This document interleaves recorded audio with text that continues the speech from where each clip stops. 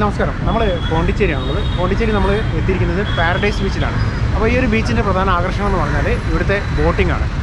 ബോട്ടിങ്ങിൻ്റെ charge എന്ന് പറഞ്ഞാൽ 350 രൂപയും 260 രൂപയാണ് വരുന്നത്. അപ്പോൾ നമ്മൾ ഇവിടെ നിന്നൊരു 10 രൂപയുടെ ടിക്കറ്റ് എടുത്ത് അകത്തേക്ക് പ്രവേശിച്ചിട്ട് അവിടെ നിന്ന് നമ്മൾ ബോട്ടിൽ യാത്ര ചെയ്യാണ്. ഇവിടെ മുതിർന്നവർക്ക് 10 രൂപയും കുട്ടികൾക്ക് 5 രൂപയാണ് വരുന്നത്. അതുപോലെ പാർക്കിംഗ് ഫീ എന്ന് പറഞ്ഞാൽ 2 വീലറിന് 12 രൂപയും കാറിന് 30 രൂപയാണ് വരുന്നത്.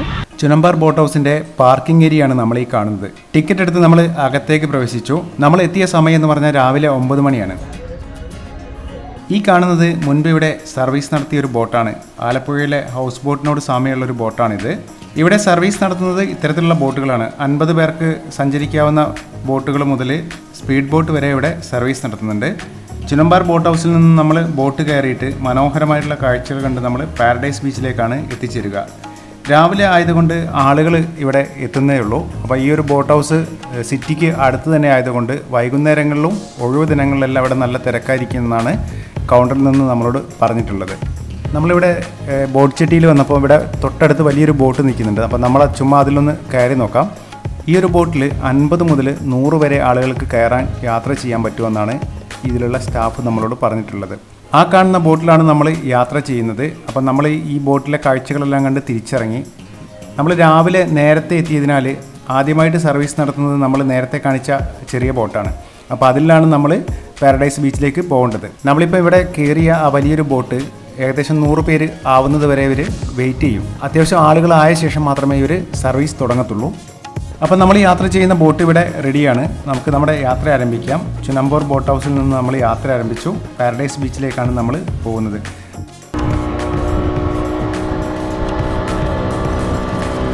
നല്ല സ്പീഡിൽ തന്നെയാണ് നമ്മളെ ബോട്ട് പോയിക്കൊണ്ടിരിക്കുന്നത്.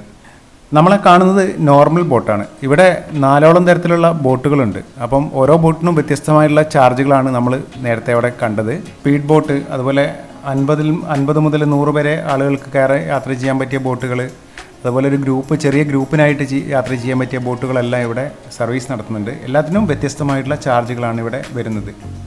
നമുക്ക് ഈ ഒരു വ്യൂ കിട്ടുമ്പോൾ ഫിലിം സോങ്സിലെല്ലാം സോങ് ഷൂട്ട് ചെയ്യുന്ന ലൊക്കേഷനെ പോലെ നമുക്ക് തോന്നും.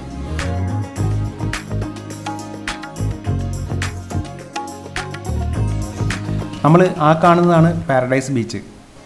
ലെഫ്റ്റ് സൈഡിലായിട്ട് നമ്മൾ കാണുന്നത് ഈഡൻ ബീച്ചാണ്. രാവിലെ ആയതിനാൽ ഒരു പ്രത്യേക ഭംഗിയായിരുന്നു നമ്മൾ ഈ ഒരു ബോട്ട് യാത്രയ്ക്ക്.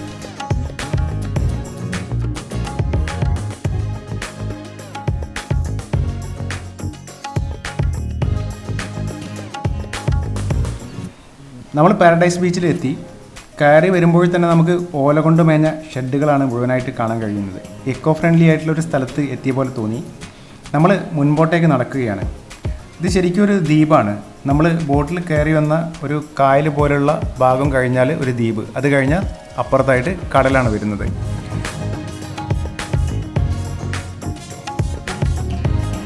അപ്പം കുറച്ച് മുൻപോട്ടേക്ക് എത്തിയപ്പോൾ നമുക്ക് ഇങ്ങനെ ഒരു ബോർഡ് കണ്ടു.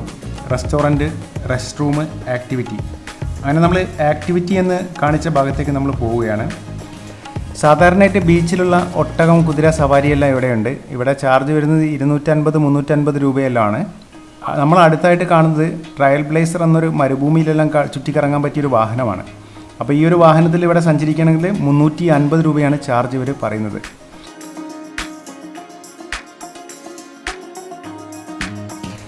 അപ്പം നമ്മൾ ഇവിടുത്തെ ഒരു വ്യൂ പോയിന്റിൽ കയറി അതിൽ നിന്നുള്ള കാഴ്ചയാണ് നമ്മൾ ഈ കാണുന്നത്. ഇവിടെ നമ്മൾ ഒരു ബ്ലൂ ഫ്ലാഗ് ബീച്ചിലൊക്കെ പോയ പോലെ തന്നെ ഇക്കോ ഫ്രണ്ട്ലി ആയിട്ടുള്ള കുറേ കെട്ടിടങ്ങളും കാര്യങ്ങളൊക്കെയാണ് നമുക്കിവിടെ കാണാൻ കഴിയുന്നത്. പിന്നെ ഈ ഒരു കടലിൻ്റെ പ്രത്യേകത എന്ന് പറഞ്ഞാൽ കടലിലെ മണലിൻ്റെ പരപ്പ് ഒരേ ലെവലിലാണ് നിൽക്കുന്നത്. പെട്ടെന്ന് ആഴം കൂടുന്നില്ല. അതുകൊണ്ട് തന്നെ കുളിക്കാൻ ഇറങ്ങുന്നവർക്കൊക്കെ കുറേ കൂടി സുരക്ഷിതമാണ് ഈ ഒരു ബീച്ച്. ഈ ഒരു ബീച്ചിൻ്റെ വളരെ വൃത്തിയുള്ളതാണ്. അതുപോലെ തന്നെ പ്ലാസ്റ്റിക്കിൻ്റെ വേസ്റ്റോ അങ്ങനെയുള്ള കാര്യങ്ങളൊന്നും നമുക്കിവിടെ കാണാൻ കഴിയുന്നില്ല. അവർ അത്രയ്ക്ക് നീറ്റായിട്ടാണ് അവർ മെയിൻറ്റെയിൻ ചെയ്തിരിക്കുന്നത്. സേഫായിട്ടുള്ള ഒരു ബീച്ച് ആയതിനാലാവാം പ്രായഭേദമന്യേ എല്ലാവരും ഇവിടെ കടലിൽ കുളിച്ച് രസിക്കുന്നത് നമുക്ക് കാണാം.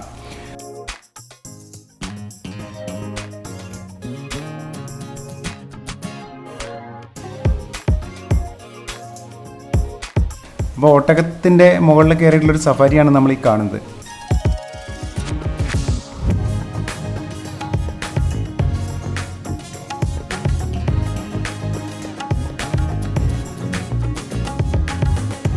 പാരഡൈസ് ബീച്ച് നമുക്ക് കുറച്ച് സമയം ചിലവഴിക്കാൻ പറ്റിയൊരു സ്ഥലമായിട്ടാണ് എനിക്ക് തോന്നിയിട്ടുള്ളത്.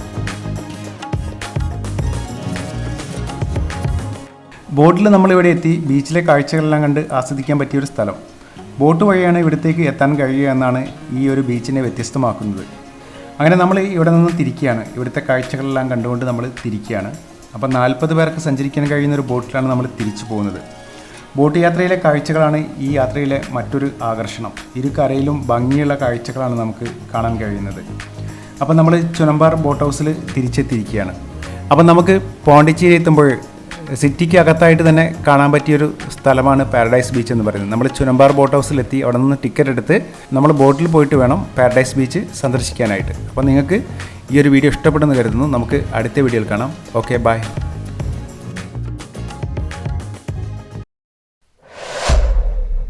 പെബിൾസ് മലയാളം.